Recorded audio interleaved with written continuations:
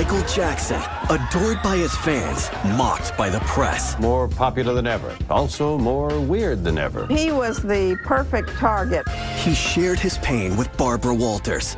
How do you feel when they call you Wacko Wacko Jacko? I have a heart and I have feelings. I feel that. And took on the tabloids. That is garbage. Don't buy it. Don't buy into it and don't believe it. Now, his nephew and brother tell Barbara the real story behind his comeback tour. His kids never saw him perform, and he wanted them to see what their dad can do. And share their intimate memories with Barbara. What did you know? What did you think? I was going to hear the worst news in the world. On Barbara Walters Presents. Michael Jackson was one of the most famous and controversial people in the world. He was fascinating and a mystery. From the beginning, he was more talented than it seemed possible for a child to be. As he grew, he became a puzzle of contradictions that resisted easy solutions. He was a master showman and a sensitive recluse, a source of pride for African Americans who changed all his most visibly black features. A person who yearned for innocence, but there were those who said he destroyed it. He created his own myth, and it devoured him. How could someone known by millions remain an enigma even beyond the grave? Who was Michael Jackson? What drove him? What really killed him? Who was the real Michael Jackson? Gary, Indiana, Michael Jackson's home, was a tough, racially segregated, working-class city dominated by steel mills. Michael was born in 1958, the seventh of 9 children. His father, Joe, operated a crane at a steel plant, and his mother, Catherine, a Jehovah's Witness, worked part-time at Sears. Music was always part of the Jackson family life. I recently interviewed Tito Jackson, Michael's older brother, who took me through the beginnings of the Jackson 5. Tito, how did the Jackson 5 get started? My father had just come home from a long day's work, and he'd be telling us, be quiet, hold it down in there, I'm trying to get some rest or whatever. My mother would say to him, Joe, you need to listen to them. Huh. I think they have some talent. I think they can sing. My father said, them boys can't sing. Kate, those boys can't sing. Joe, listen to him. He heard us sing. He immediately took his next paycheck and bought everything. Microphones, amps, guitars. Michael and Marlon, the 2 youngest, were not originally part of the band. Michael and Marlon were just little bitty babies.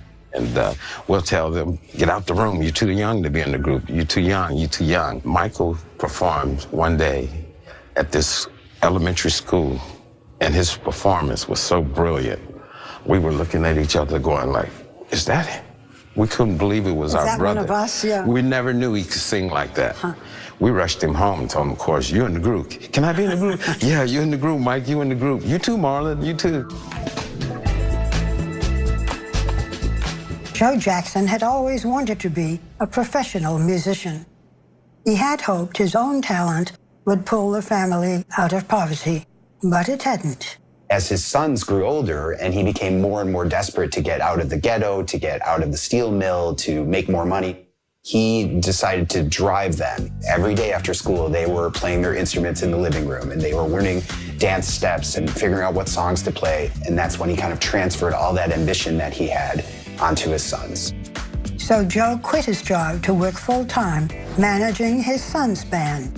The band began to tour.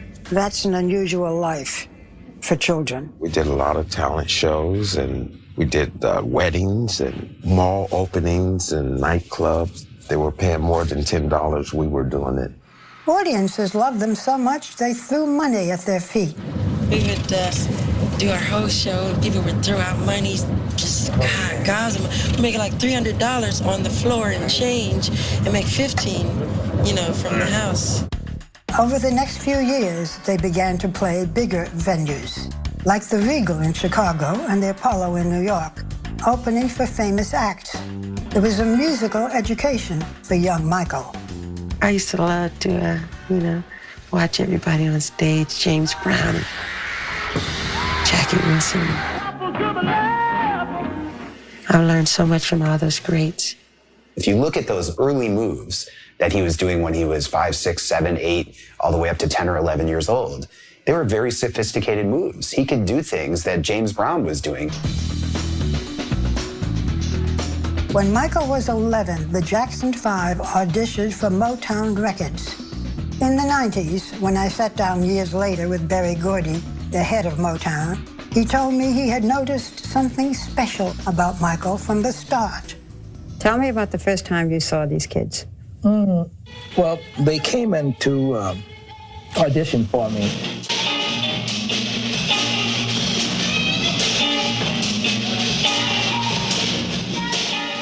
This kid, he had a knowingness about him that the other kids didn't seem to have. He never took his eyes off me. One of the kids said, well, are you going to sign us? And Michael sort of smiled like, of course he's going to sign us. You know, of course. In December 1969, Motown launched them nationally with an appearance on The Ed Sullivan Show that made the Jackson 5 instant stars. Oh, baby, give me one more chance. Won't you please let me rock in your heart? Suzanne DePass, Gordy's creative assistant then, was amazed at their instant popularity. It absolutely went from complete anonymity to total celebrity in one beat.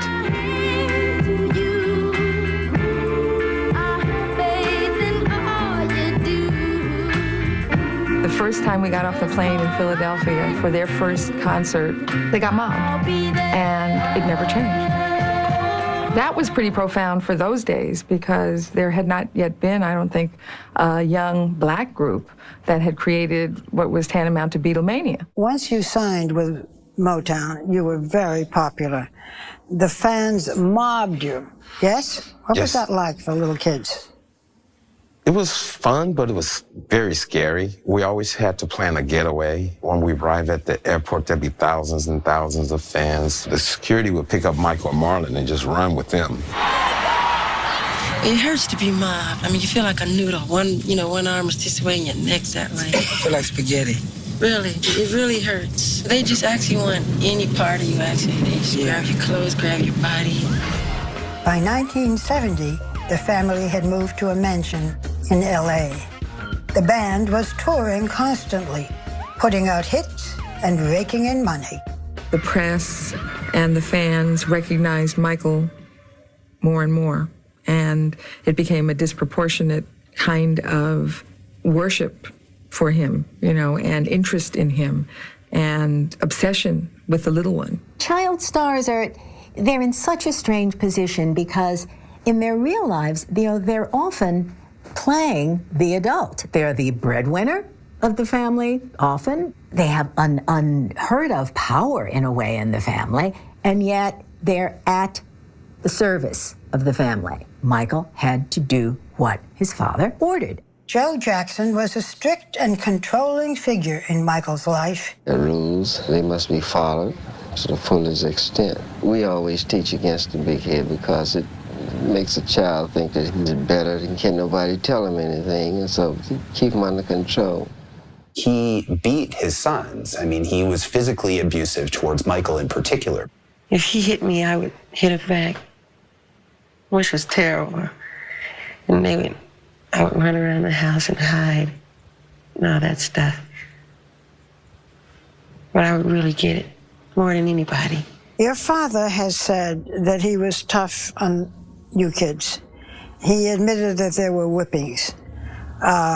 Some people felt that he was abusive. We were brought up in a place that wasn't the nicest place in America. There was gangs, violence, and everything else. So you didn't feel that your father was abusive, was too tough? Not at all. When a kid, no kidding, really? Because that's the story. Back then, it was something that parents did. You got abused, you get out of line. It's different today. Michael had no friends his own age, no life outside of show business. Over time, the once playful and confident child became a shy and awkward teen, plagued with acne and insecure about his looks. Michael is quiet now. When he was younger, he wasn't that quiet. But I don't know, I think the stage might have done that to him. Because wherever he go, everybody's coming out to see Michael Jackson, you know, want to look at him and see what he looks like. And he said he feels like an animal in a cage. I get embarrassed easily, and I don't know, sometimes being around, you know, everyday people and stuff, I feel strange, I do. Michael said the only place he felt comfortable was on stage, and that he drove himself to be perfect.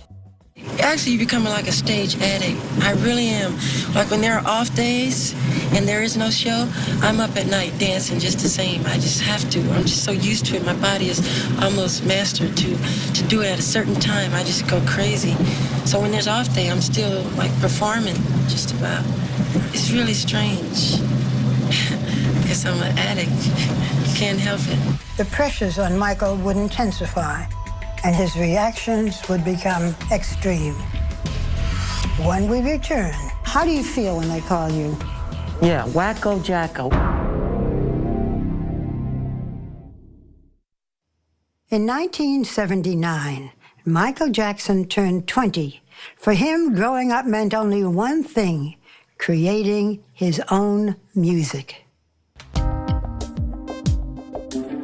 There's other kinds of sounds of music that I love to do.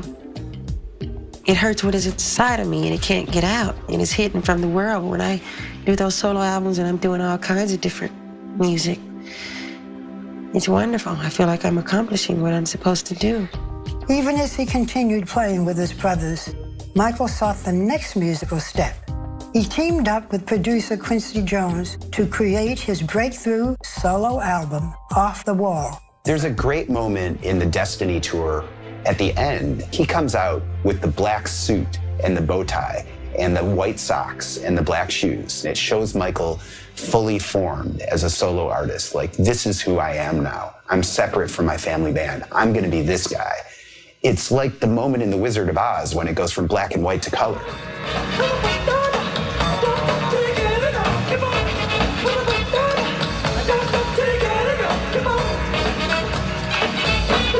It's like all of a sudden we're in the future of what pop and dance and rock and roll and Michael Jackson is going to be. His next album, Thriller, exploded, winning every award and breaking every record. And the winner is Thriller!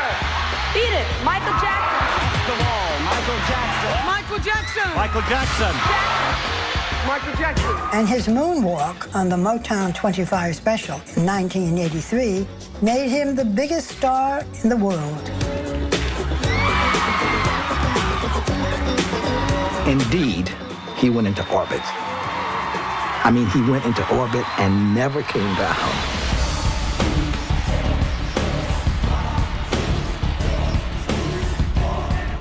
He starts to like hang out with President Reagan and Nancy Reagan and Princess Diana, and all these celebrities are flocking to Michael's incredible star power. They just want a piece of it because the light is shining so vividly and so brilliantly.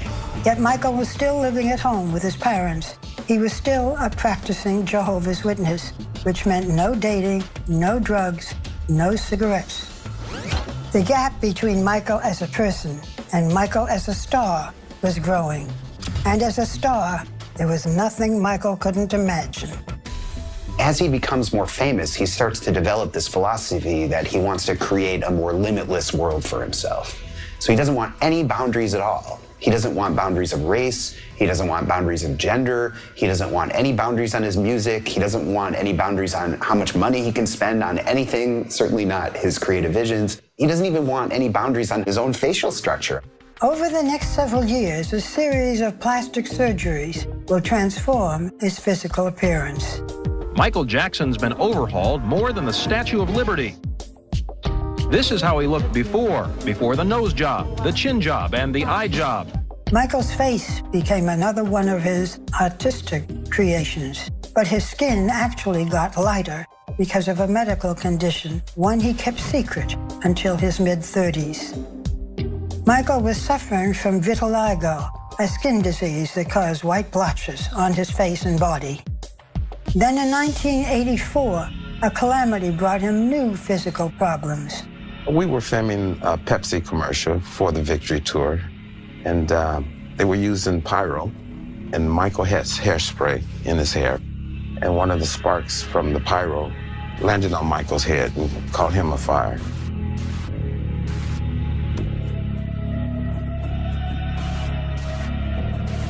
He was screaming out my name, and I couldn't do anything. I couldn't get to him quick enough.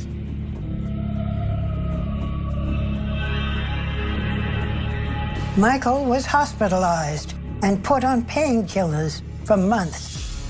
He was left with scars that would require more medical treatments in the future and more painkillers.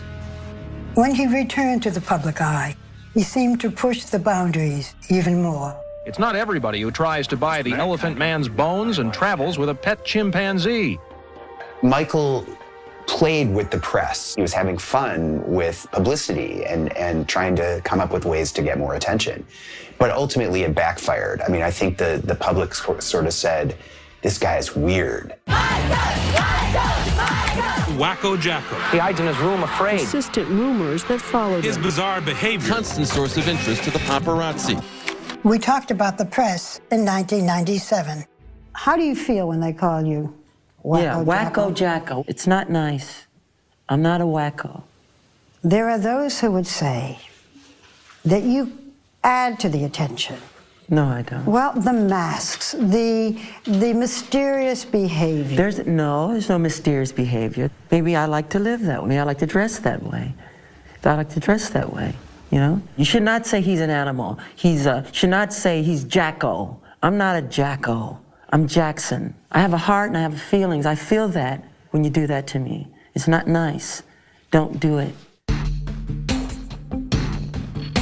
As public love turned to public ridicule, Michael became even more isolated by his own fame. I can't take a walk in the park. I can't go to the store. I have to hide in a room. You feel like you're in prison. Do you think it's the paparazzi, the celebrity, the tabloids, the public? Who? The public is fine. They buy the tabloids. They buy the tabloids. So don't buy it. That would shut them down. To make ugly stories and gossip and rumors and to be vicious and evil and ugly, that is garbage. Don't buy it. Don't buy into it and don't believe it. If you could, turn off the fame, turn off the paparazzi, have a normal life, would you do it? Even if it meant giving up performing? I'd do it. I'd have to be able to create. I have to create something. I would rather die if I couldn't create. You can't shut me down. I have to give it out. Michael's escape was Neverland, a 3,000-acre ranch with a private theater, a zoo, and carnival rides. It was perhaps his fantasy of childhood, the one he never had. Michael's nephew, TJ, his brother Tito's son, often visited Neverland. What was it like being with Michael at Neverland? Magical. Time stood still. It was a lot of fun. We'd watch movies, we'd play games, we'd throw popcorn at each other. At that time, I think my brothers and I felt like our role was just to let our uncle have fun. In Neverland, Michael could be a child again, with other children. He started to get advice during this period from his advisors who would say, you know, Michael, when you're hanging around with these kids and spending this much time with these young boys, eventually, with the kind of money and clout that you have, someone's going to sue you. And Michael's response to that was, but it's beautiful. You know, why would anybody do that? But Michael would find out soon that the world did not see things the same way he did. One of the most famous people in the world is in the middle of a personal and professional nightmare. What's the biggest misconception about him? That he's a molester. Let's get into that when we return. Thriller made Michael the biggest star on the planet. That success allowed him to live in a world of his own making.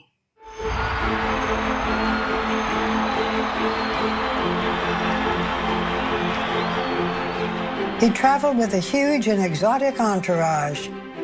It included Bubbles the Champ, Liz Taylor, and the child stars Macaulay Culkin, Brooke Shields, and Emmanuel Lewis. In his travels, Michael would also form close, lasting relationships with people he happened to meet, bellboys, drivers, fans, people he was introduced to at parties. His dermatologist nurse, Debbie Rowe, became a friend and confidant for decades. There were always children around, too. 13-year-old Geordie Chandler traveled with Michael, accompanied by his mother and sister. They became a new, ready-made family for him. But it would end badly. In 1993, Evan Chandler, Geordie's father, accused Michael of molesting Geordie. Michael Jackson is the subject of a criminal investigation. Chandler hired a lawyer and threatened to sue. He wanted a trust fund for Geordie, then a screenplay deal for himself. Michael sent a message out to the world. I ask all of you to wait and hear the truth before you label or condemn me. The story had broken while Michael was on a world tour for his album, Dangerous. The shows were sold out, but Michael became more and more distraught over the allegations. He began taking painkillers, then canceled the tour. With his health deteriorating, his friends and lawyers urged him to settle, and he did, for a reported $21 million. Santa Barbara DA Tom Sneddon convened 2 grand juries. They both found no evidence against Michael and refused to indict him. But the case would continue to haunt him. What's the biggest misconception about him? I think one of the greatest is that he's a molester. That's the greatest. Let's get into that. I know 1,000% there is nothing negative or wrong with my uncle. The world and the media turned that into something a lot more dark. Lisa Marie Presley urged him to settle the Chandler case. Their friendship had turned into a romance, and they wed later that year. Many believed their marriage was a sham. Nobody thought this would last. Lisa Marie said it was a real romance, but there was one problem. Michael wanted to start a family right away, and Lisa Marie didn't. After 2 years, they divorced. Michael was afraid that despite his successes, he would never have children. Then his longtime friend, Debbie Rowe, offered to carry his baby. Michael's first child, Prince Michael, was born in 1997. There was widespread speculation that Michael was not the biological father of Prince or his other 2 children, Paris, born in 1998, and Blanket in 2002. Whatever the truth, Michael loved his children. Do you like being a father? I love it. Are you very involved with him? Yes. When he's crying, to keep him from crying, you have to do one thing. What? I have to stand in front of him and dance. Really? Yes. And he stops crying. His tears turn to laughter, and he starts happy. He smiles. And do you do your moonwalk with him? Yeah, I do all kind of move. You move, and then he and he stops crying. He stops crying? You must do a lot of dancing. I do a lot of dancing, yeah. You started your family around the same time that Michael started his family. And I remember calling him and hearing the joy and the joy in his voice when he would talk about fatherhood. It excited me. It made me want to do it. I had my first son in '99, so we would talk. We would learn, you know, he'd tell me tricks about everything from changing diapers to discipline. It's funny because I hear his voice in my head a lot. The relationship with TJ was an oasis of normality for Michael. Michael comforted him when TJ's mother, Dee Dee Jackson, died. That is the most isolating and lonely experience. He made sure my brothers and I stayed on track. I've never forgotten that. Later, TJ, his brothers, and Tito set up the Dee Dee Jackson Foundation to help children in need.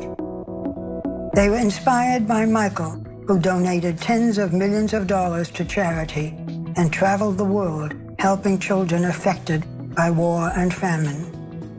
I used to remember seeing kids crying and in so much pain, and then like that, just become happy over the presence of one person. He went to hospitals? All the time. All the time. And he donated a lot of his income to charitable things. And for us, seeing that inspired us to do our Mom's Foundation. Michael also opened up Neverland to sick children. One of those children was Gavin Arvizo. Gavin had cancer. Michael befriended him and helped the family financially, but he would soon find himself again faced with accusations of abuse, and they would create the gravest crisis in his career and life. Please keep an open mind and let me have my day in court. When we return. Michael Jackson often invited sick children to Neverland with their families. One of those children would be his downfall. It all began with a film we aired on 2020. Tonight, a red-hot British documentary. 8 months with superstar Michael Jackson that will leave you speechless. That documentary shocked the world when Michael said he slept in the same bed as some of his young guests, including 13-year-old Gavin Arvizo. The most loving thing to do is to share your bed with someone. That was very questionable judgment on Michael's part. You know, to admit that he sleeps in the bed with children who aren't his own, and that this is a beautiful thing. People couldn't really relate to that. Child Protective Services became concerned, and that led to investigations by the Los Angeles and Santa Barbara police departments. The boy in the documentary, Gavin Arvizo, said Michael was innocent at first. But once the investigation started, Gavin said Michael did molest him. Gavin's mother backed him up, but there were problems in her past. She had been caught shoplifting and had sued a department store for sexual assault. The LA Police Department found no evidence against Michael. But the Santa Barbara DA, Tom Sneddon, charged Michael with child molestation and sent 70 officers to Neverland to search for evidence. 2 counts in violation of Penal Code Section 222 that involves administering an intoxicating liquor to a child for the purpose of committing a felony.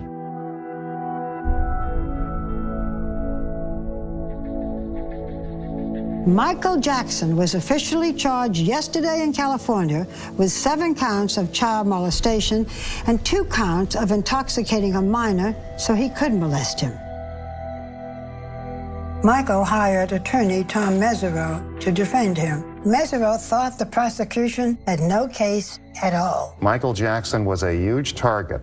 Never in the history of Santa Barbara County had this many officers and this many resources been devoted to trying to convict somebody. They did it because it was Michael Jackson and they wanted to become famous. Michael's friend, Macaulay Culkin, also defended him when we talked. He talked about young boys sleeping in his bed, in his bedroom. Well, you and your brother Kieran had done that. Yeah, it wasn't anything like weird. It wasn't anything we thought about. We go to the movies and we do this, we do that. And it's like, okay, you know, just you plop down, you go to sleep, you wake up. It's just kind of just what happens, you know? Once again, Michael addressed his fans directly. I deserve a fair trial like every other American citizen. The prosecution was based on the testimony of the Arvizos and on material found at Neverland, none of which was child porn. At the beginning of the trial, it was almost like Michael thought the charges were so preposterous that he wasn't going to take them seriously. Over time, it really starts to take a toll on him. The trial lasted 4 months. On June 13th, 2005, the jury acquitted Michael on all charges.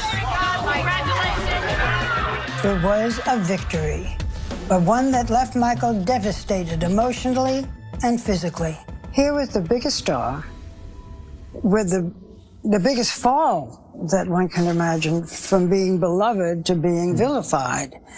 Did it change him? Did it make him withdraw from people? Just was overwhelming for him to become recognized in those lights, because he wanted to be everything but that.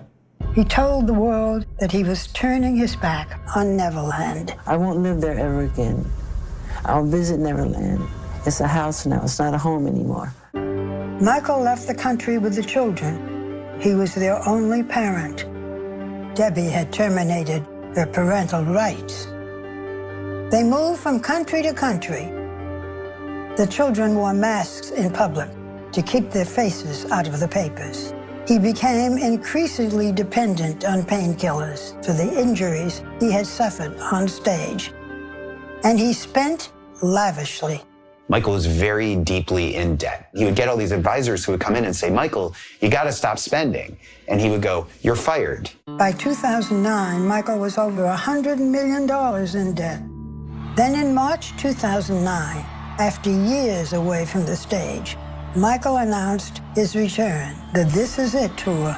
This is it. I mean, this is really it. This is the final curtain call. His 10 London concerts were sold out in less than an hour. 40 more concerts were added and sold out as well. But rehearsals for the 50-year-old star were grueling, and Michael drove himself to make everything perfect. Wait, no, my friend. No, you gotta let it simmer. It's got a moment where it has to simmer. That's right. What made him start again? I think there were many reasons why he came back, but one of the reasons which he told me was that his kids never saw him perform, and he wanted to perform and for them to see what their dad can do. Tell me about the last time you saw Michael. We had all gotten together, the entire family, to celebrate my mom's and dad's anniversary. Happy memories. Amazing memories. I remember I had just had a child, and he asked me, was I finished? And I said, no, I'm not done. He said, how many more do you want? And I said, I think I want 2 more. And he said, me too. So he wanted more children. Also, I remember when I said goodbye to him, he said, you're coming to London, right? And I said, I'll be there. And he said, great, I'll see you soon. And that was the last time I spoke to my uncle. But that tour would never happen. We have a gentleman here that needs help, and he's not breathing. He's not breathing, and we're trying to pump him, but... Okay, how old is he? He's 50 years old, sir. 50? He's not responding to anything, no, he's not responding to CPR or anything. Michael Jackson was brought here in full cardiac arrest. And is now in a coma. This is hard. My brother, the legendary king of pop, Michael Jackson, passed away on Thursday, June 25th, 2009 at 2:26 p.m. I was just totally shocked. I got a call from my middle son, Terrell, and he said, Dad, is it true what they're saying on TV? I said, what are they saying? They said they just rushed Uncle Michael off to the hospital to cardiac arrest. And I said, what? Then Janet called me, and she said, Tito, are you driving? I said, yeah. She said, pull over. Right then I knew, it just... What did you know? What did you think? I was going to hear the worst news in the world. What is expected to be the largest showbiz memorial in Hollywood history, the King of Pop gets a send-off worthy of American royalty. Held in Los Angeles, it was a global event. An estimated billion people around the world watched the memorial. In Michael's hometown of Gary, Indiana, in theaters like the Apollo, where he had performed, in the White House.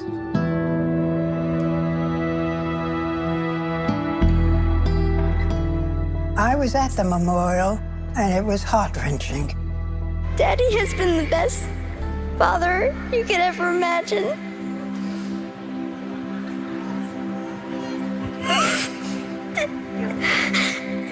And I just wanted to say I love him so much. The world mourned, but there were questions about Michael's death. We know he was taking some prescription medications. The cause of death has been deferred, which means that the medical examiner has ordered additional testing. He had been given an overdose of a prescription drug he was dependent on, which led to cardiac arrest. Some in his family didn't believe his death was an accident. I talked to his sister, LaToya, who was furious because she thought that Michael's death could have been prevented. Michael was surrounded by people that positioned themselves in his life, positioned themselves to control and take advantage of him. He had 8 brothers and sisters. Couldn't anybody help him? Couldn't anybody intervene? Couldn't anybody do anything? We tried many, many times to intervene, and we were kept away. All the people who could potentially help him, he'd replace with sycophants, with yes men. And certainly by the end of his life, you know, he'd found the ultimate yes man, who was Conrad Murray. Murray was Michael's personal physician. He kept Michael supplied with painkillers and drugs to help him sleep. Murray had injected Michael with the powerful drug propofol so he could sleep, and then failed to monitor him. The DA charged Murray with involuntary manslaughter. The trial lasted less than a month. We find the defendant, Conrad Robert Murray, guilty of involuntary manslaughter. Whatever justice the verdict may have brought for Michael's children, a painful transition lay ahead. What are their lives like? What do they do? When we return. Michael Jackson often talked about wanting to be a force for good. And even in death, he has been. His music continues to earn huge amounts. 20% of his estate goes to charities. Certainly, Michael left behind a musical legacy that is vast and indelible. But he also left behind a personal legacy, his children and his family. In 2012, Michael's nephew, TJ, formally joined Michael's mother, Catherine, as co-guardian of his children. Tell me what you had to teach them or what you wanted them to know. I don't think there's anything I had to teach them because my uncle taught them everything they need to know. Really? All the important things. Their core ethics and values are so strong. And there's moments where I just hear my uncle's voice come out of them because their love for people and their innocence. How do you describe him to the children? I don't even spend time on my uncle with them as a performer. I just try to make sure that they know their father was one of the greatest fathers. And that's why it's tough for me because he never got to finish his job as a parent. Now, give me everybody's age. Prince, give me your age and what are you going to move down each person? 9, 8, 4, 4. The children are now grown. Prince is 19, Paris 18, and Blanket 14. They have all felt the loss deeply, and Paris has struggled with depression. What are their lives like? What do they do? You know, it's pretty normal, which is what I think my uncle would have wanted, and it's something I know they want. Prince is on Dean's List at his university. Paris graduated last year from high school, and BG, which is what we call him. Good, you don't call him Blanket? No, for the most part, we call him BG now. He's gonna be a freshman in high school, and I couldn't be any more proud of how they're turning out. The Jackson family continues to make music. Tito has recently recorded his first solo album, Tito Time. The first single off the album, Get It Baby, reached the top 20 in the charts. So now you're going to bring out your own first album? My very own first album. I've always been the quiet member of the group, so I think it's time for me to just express myself a little bit, Barbara. I will do anything for you. TJ also records and performs internationally with his brothers Terrell and Taj. Their band, 3T, was originally mentored by Michael. You know, it's funny because my brothers and I were doing really well. In our debut album sold 3 million records, and we were traveling with him quite a bit. So we'd see him, sell out stadiums. And even though we were selling out arenas, we felt like we were failing. I can't imagine what it is like to have a music career, to want a career, and your uncle is Michael Jackson. I mean, how do you live up? You can't live up to that, can you? You know what? I'm learning you can. You can. You cannot. You cannot. How would you describe Michael Jackson? A magician on a stage, the greatest entertainer, in my opinion, the world's ever seen. He was amazing. He was amazing. For half a century, Michael Jackson's music thrilled and entertained us. Millions loved him for his talent, but that same talent isolated him. He was unique, always seeking to transcend boundaries. And if he seemed to many an enigma to the end, one thing was never in doubt. Michael was about the music, an artist boundless in his ambition and creativity. Questions may linger about this musical genius, but the magic he shared with us is unforgettable.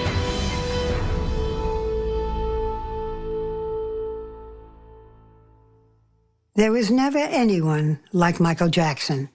I'm fortunate to have known him and his remarkable family. For Investigation Discovery, I'm Barbara Walters. About paparazzi and things like that. A visitor. You want me to sign? Oui. Autograph? Autographe? Oui. Oui. Quel appelles-tu? Charles. Charles. Charles? Charles. How do you like my perfect French? It's good.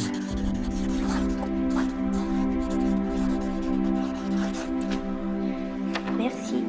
You're welcome. They were the two most photographed people in the world, top of the paparazzi's most wanted list. And now, with the death of Princess Diana, Michael Jackson has thrown himself into the limelight to make a plea for privacy. His own relationship with the media has been controversial, to say the least. From manufacturing publicity with his bizarre looks and mystery life, to selling photos of his own infant son. But in Paris, after the funeral of Diana, the man the press dubbed Wacko Jacko told Barbara Walters it's time to take the glove off. When it comes to the paparazzi, Michael Jackson says he feels a bond with Princess Diana. The paparazzi have been a part of his life since he was a small child, the youngest of the Jackson 5.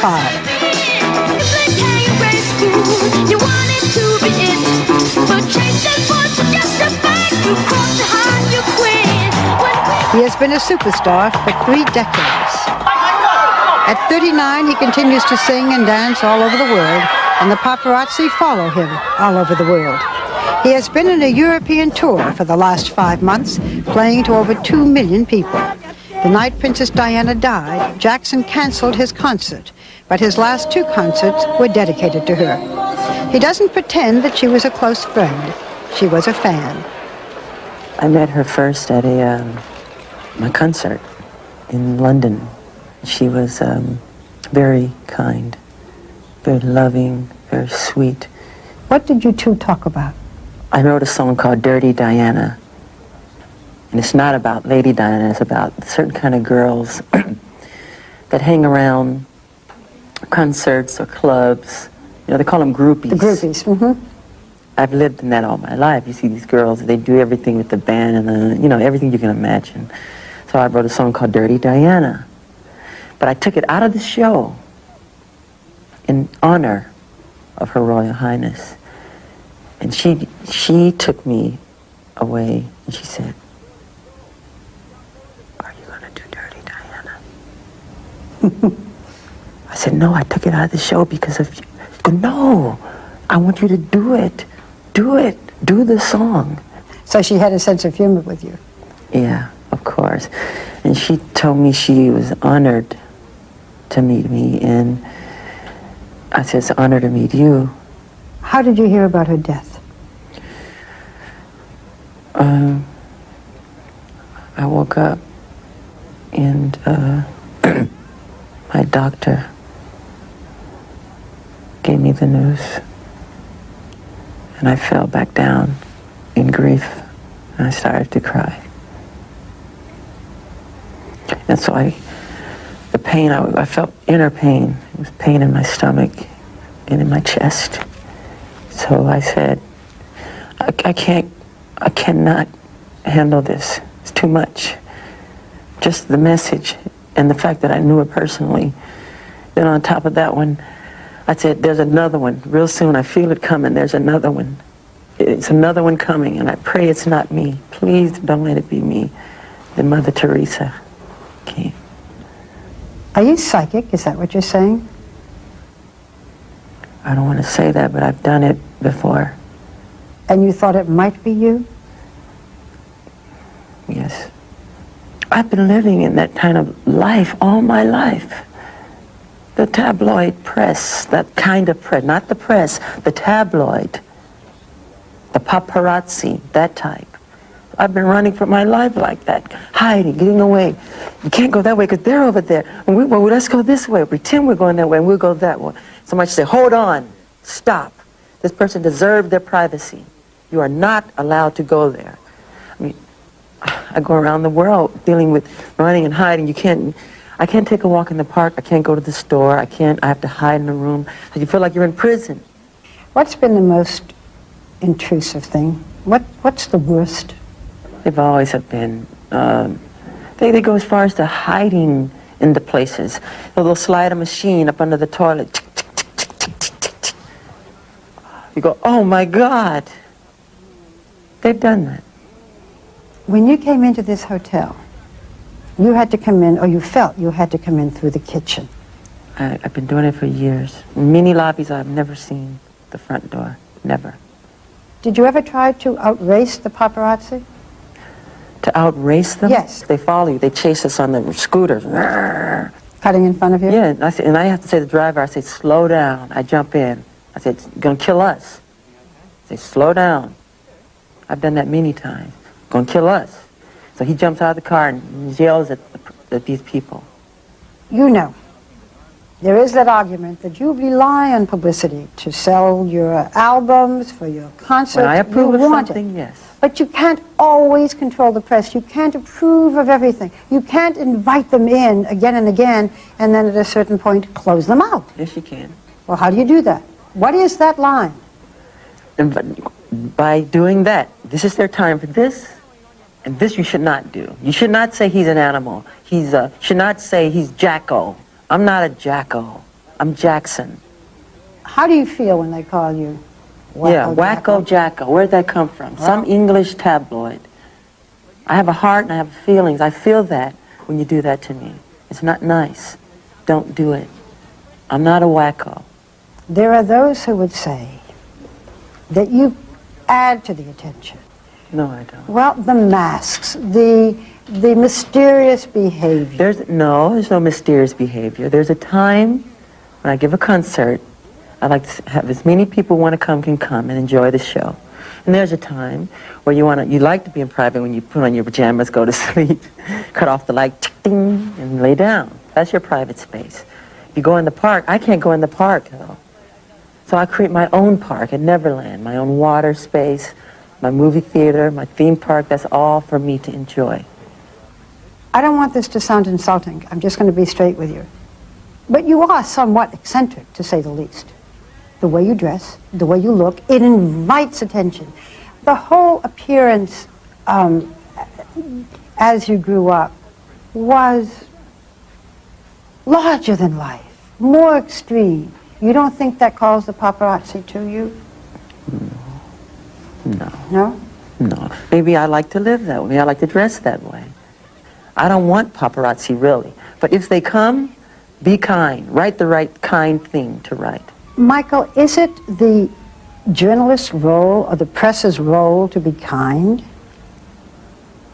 To be kind? Because the press also sometimes has to look into things, be tough. You can't always be kind. What you saw what happened to Lady Diana, you tell me. There should be some boundaries, some kind of way. The star needs some space. Give him a chance to relax. He has a heart. He's human. You canceled the concert you were about to do when you heard of Diana's death. Yes.